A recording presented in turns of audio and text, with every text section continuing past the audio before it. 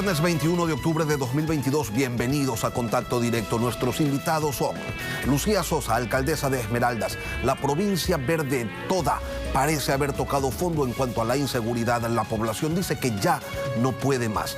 Parecería que está tomada por completo por el crimen organizado. Pero ¿qué se está haciendo y qué más se debe hacer para sacar a la provincia entera de esta burbuja que los aplasta?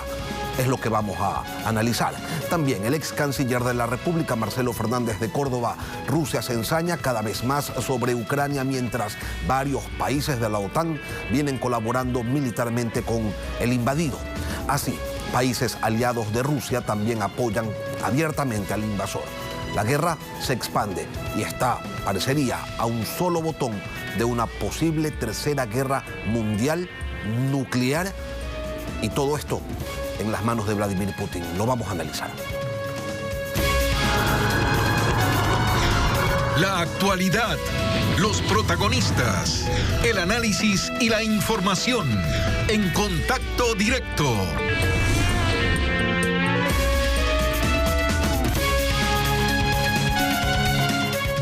Anoche Juan Carlos Larrea Valencia fue designado como el nuevo Procurador General del Estado en reemplazo de Íñigo Salvador, quien se encontraba en funciones prorrogadas desde el 31 de julio pasado. La designación en el Consejo de Participación Ciudadana se dio con 4 votos a favor y 3 abstenciones. Larrea Valencia era el tercero en la terna que envió el Ejecutivo. Él tiene experiencia en sectores público, privado, consultorios jurídicos y docencia universitaria. Ahora la Asamblea debe convocar a sesión para posesionarlo oficialmente. El énfasis principal en prevención. De nada nos sirve intentar una defensa judicial local o internacional que sea estupenda si ya el caso subyacente viene con dificultades, si es una causa difícil de ganar. Entonces lo importante es la prevención, es que las autoridades de los distintos estamentos públicos del país estén bien asesorados por la Procuraduría en cuanto a la toma de decisiones, en cuanto al manejo de los procesos. Prevención, innovación tecnológica, tutela de derechos humanos y participación social, acercar la Procuraduría a las comunidades.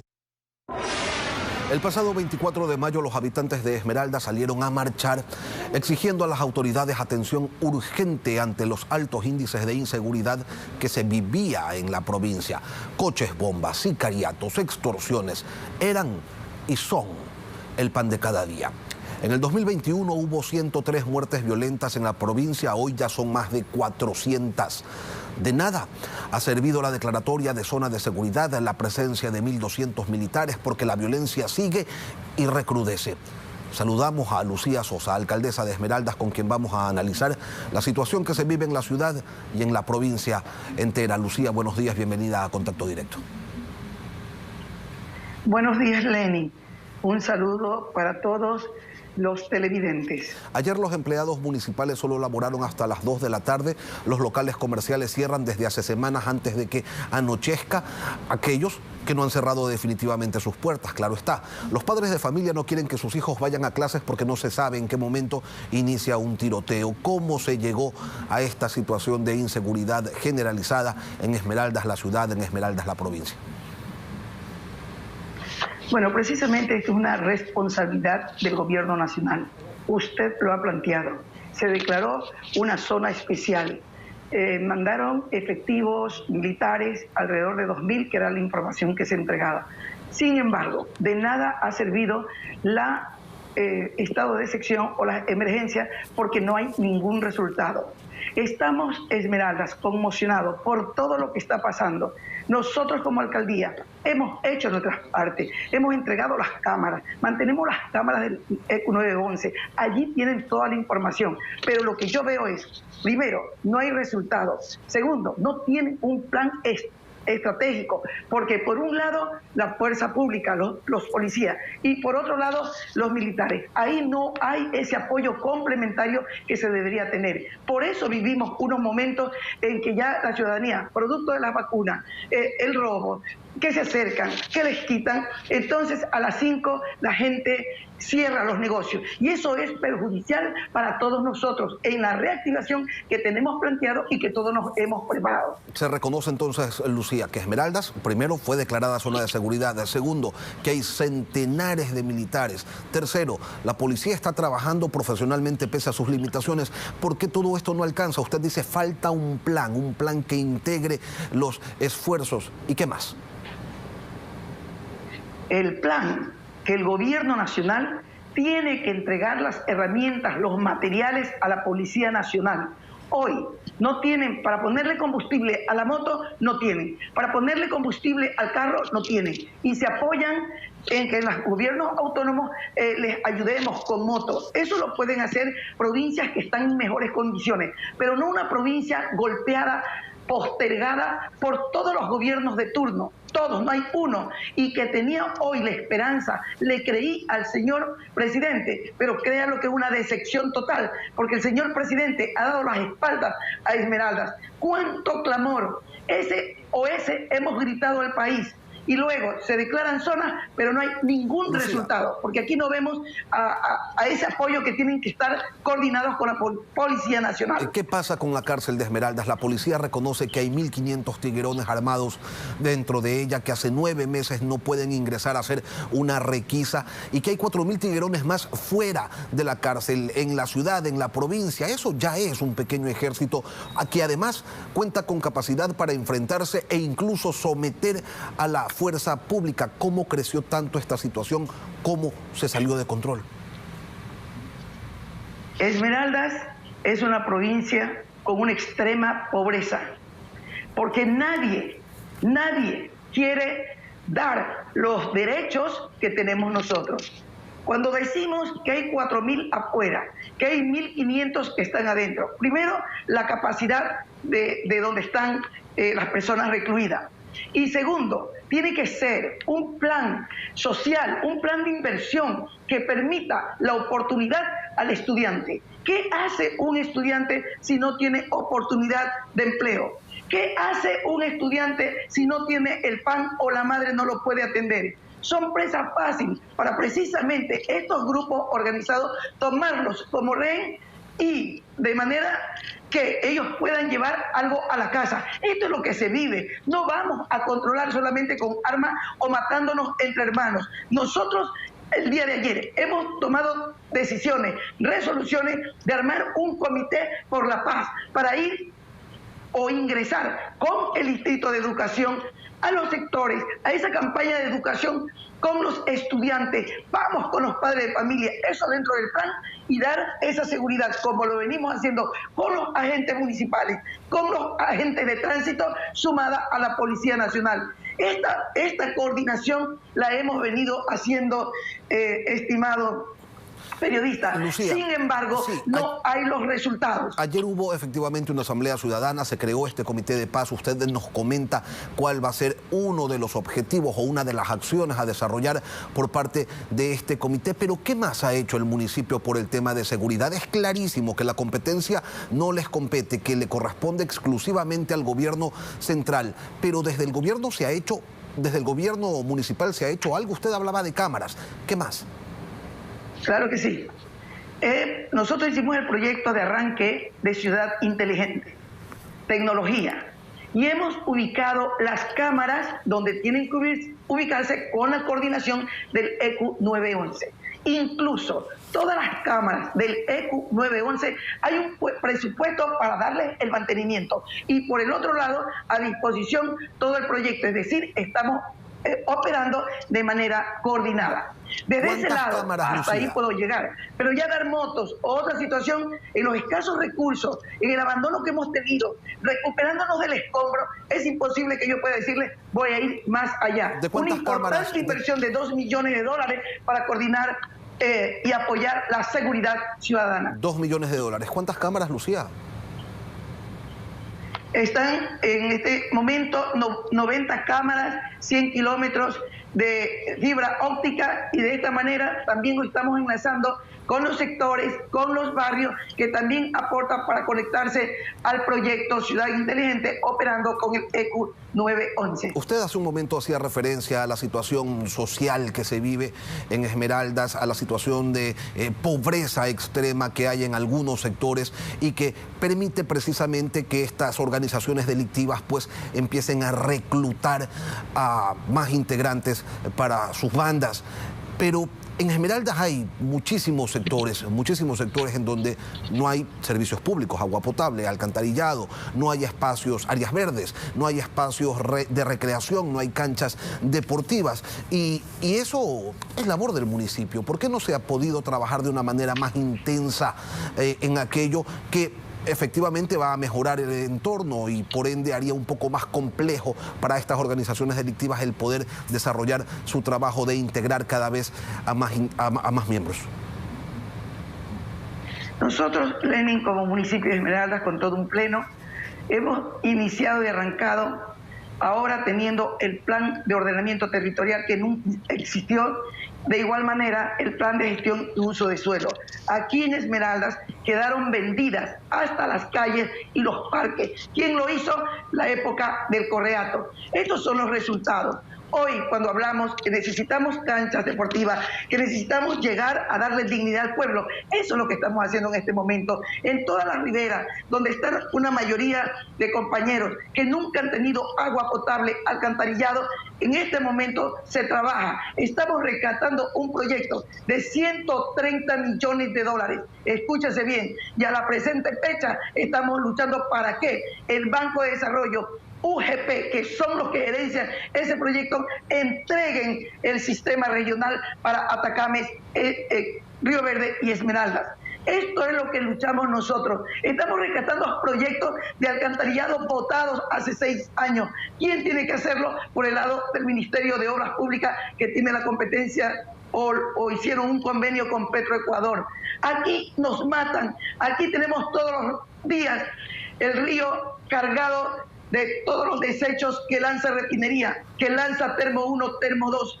Este es el abandono, esta es la marginación, este es el discrimen que vivimos los esmeraldeños. Por eso, como decisión el día de ayer, vamos a una marcha para exigir, para demandar que se respeten los derechos de Esmeraldas. Hoy no solamente nos matan las balas, hoy nos termina de rematar refinería con toda su contaminación por aire, por suelo y por agua. Esto es lo que vivimos. Y hoy que estoy solicitando el asfaltado para la ciudad, porque de aquí sale el asfalto de Esmeraldas. Aquí está la refinería, la que industrializa. Por aquí es que sale el petróleo. Preguntemos si ha habido un solo dólar. Este es nuestro reclamo. Pero y eso autoridades no nominadas por el gobierno, Lucía, no le den la plata. Eso va a atrasar a la ciudad. Lucía, eso no se debió haber hecho al inicio de su gestión y no cuando han transcurrido 3 años y 8 meses de ella. Lenin, estuvimos 2 años de pandemia y nos dedicamos a defender la vida de nuestro pueblo. En medio de toda esta pandemia, elaborando los planes de desarrollo de la ciudad, ordenando el territorio. Eso nos sirvió, trabajábamos y todo nuestro personal. Pero en el año que tenemos de reactivación, que todos lo estamos viviendo, ustedes saben que hubo el recorte en esa etapa. No pudimos hacer, porque el caso de Esmeralda ha afectado con 5 millones. ¿Qué dijo el señor presidente Lazo? Que nos iba a reconocer la deuda de 720 millones para los gobiernos autónomos. Nunca lo hizo. Entonces, con un municipio que no lo tenemos, que estoy tratándolo de levantar, que quedó botado con el terremoto, que no le dieron el dólar. Eso le quería preguntar, entonces, Lucía, ¿la plata del terremoto ya llegó?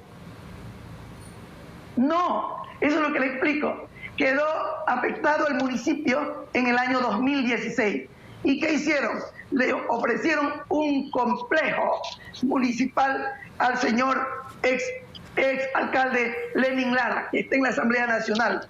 Y dejaron todo, hasta el archivo, en medio de ese fiscales de todo tipo, quemados documentos, a tal punto que hemos tenido que iniciar el trabajo para poderle dar un norte a la ciudad de Esmeraldas. Lucía, Entonces no llegó la plata de la reconstrucción. Lucía, para cerrar esta entrevista, ¿van a pedirle ustedes una reunión al ministro del Interior, al presidente de la República, a quien sea necesario, para que se defina, para que se presente un plan integral de atención estatal a la ciudad y a la provincia, en donde intervenga el gobierno central, los gobiernos locales y la función judicial, que no puede seguir mirando para otro lado y solapando a funcionarios que se niegan a acusar a criminales o que los liberan sin importar la atrocidad que hayan cometido?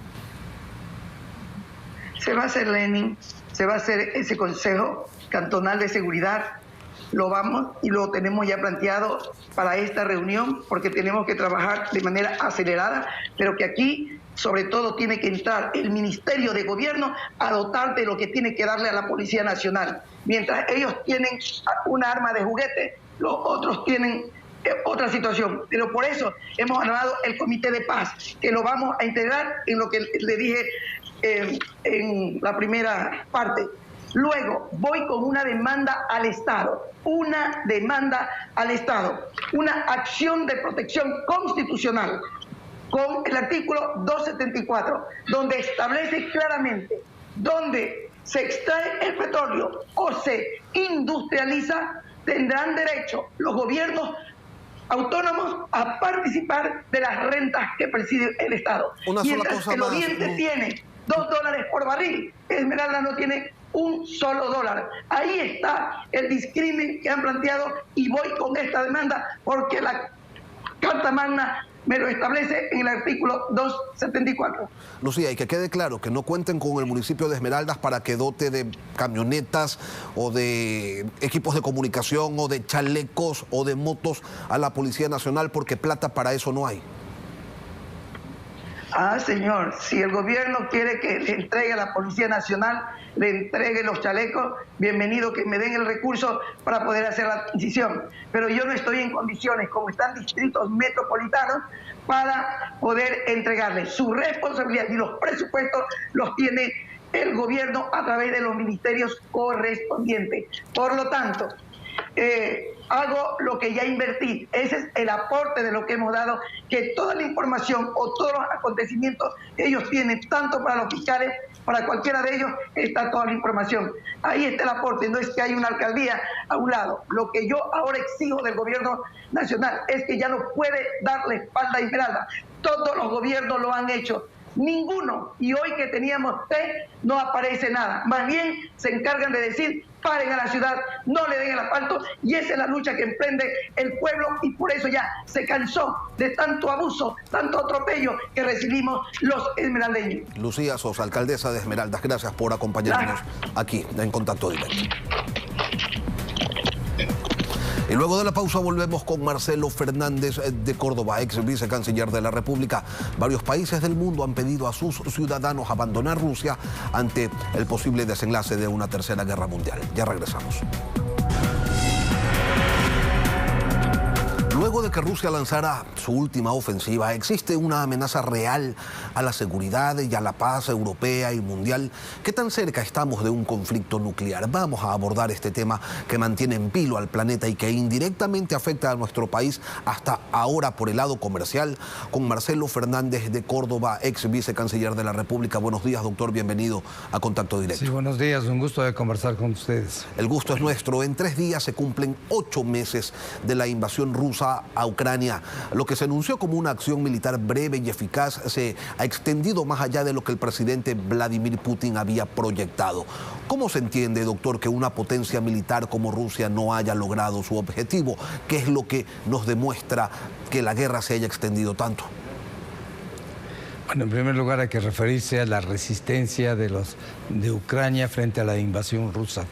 Un país que está sólidamente unido con su presidente en una lucha por repeler una agresión ilegal y la toma de varios territorios. Rusia ha ocupado tanto el nororiente como el suroriente, tratando de crear un corredor hacia la península de Crimea.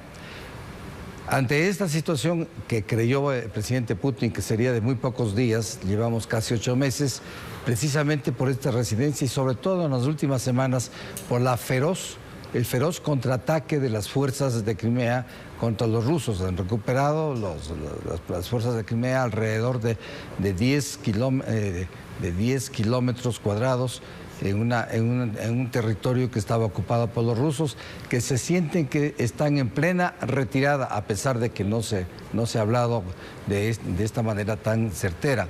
Pero es evidente, hay informes internacionales, hay informes que dicen que el avance de las tropas de Crimea es realmente efectivo. Ahora bien, esto ha ocasionado una situación variada. En primer lugar, el presidente Putin se encuentra bajo presión de diversos sectores, particularmente de derecha, en su país, para que inicie un ataque total para retomar no solamente la parte que ha ocupado en Ucrania, sino prácticamente todo el país.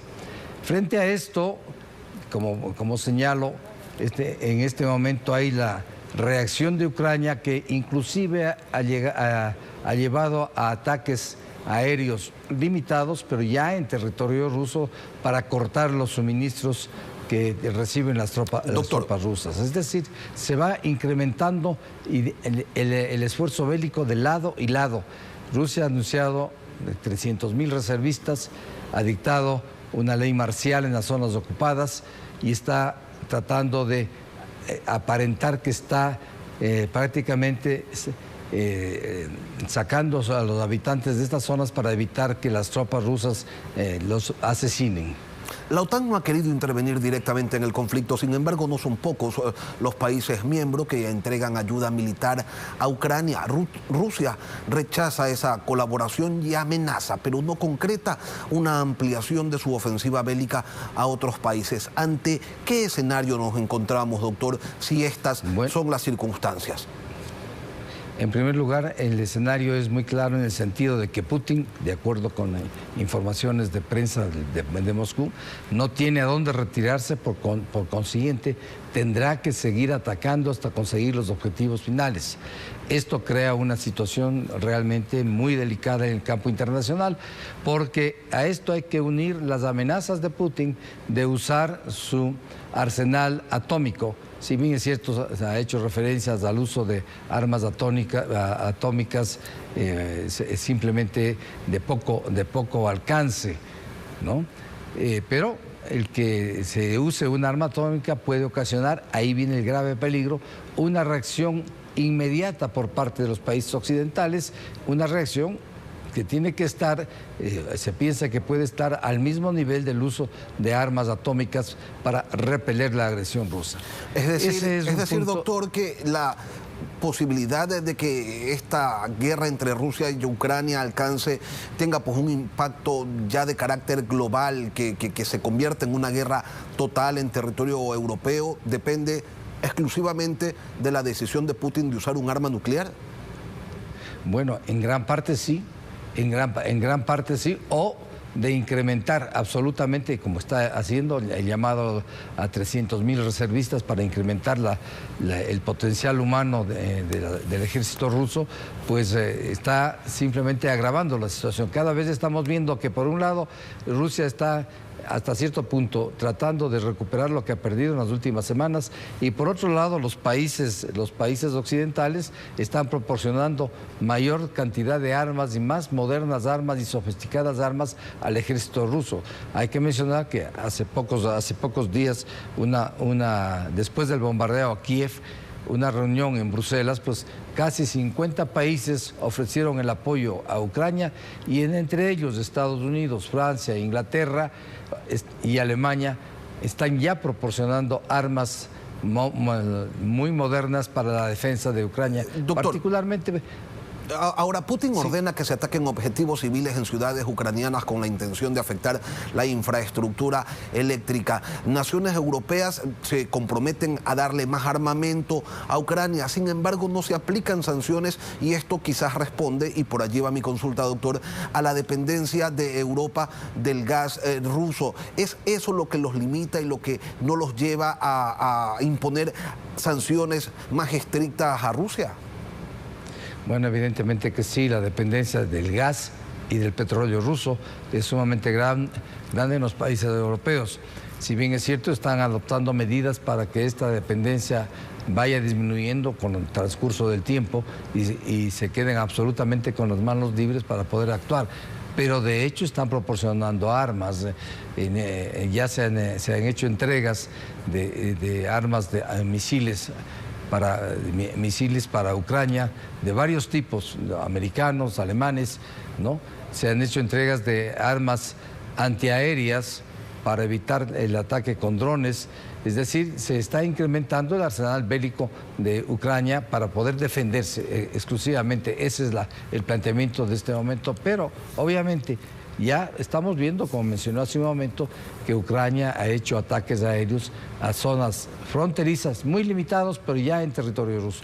Y además, al haber proclamado el presidente Putin que primero la independencia de las 4 regiones del Donbass y luego la anexión a Rusia, cualquier ataque en estas zonas va a ser considerado por el presidente Putin como un ataque a Rusia y le va a permitir tomar acciones mucho más fuertes en contra de Ucrania. Y claro, el peligro eminente del uso, de que la amenaza de uso de armas atómicas tácticas, como es lo que se denomina, es decir, de un alcance más limitado, pero de todas maneras hay que pensar que cualquiera de estas armas son más potentes de las bombas que se usaron en la Segunda Guerra Mundial de Estados Unidos para bombardear Nagasaki e Hiroshima. Doctor, ahora Hiroshima. La tensión es creciente. Esta semana el gobierno chino, que por cierto ha condenado la invasión rusa, le pidió a sus ciudadanos que abandonen Ucrania. Lo mismo ha ocurrido por parte del gobierno egipcio, así como de otras naciones. Estamos ya podría pensarse entonces, doctor, que estamos a nada de que se desencadene ya una ampliación de este conflicto, quizás con la participación de la OTAN, de otros países.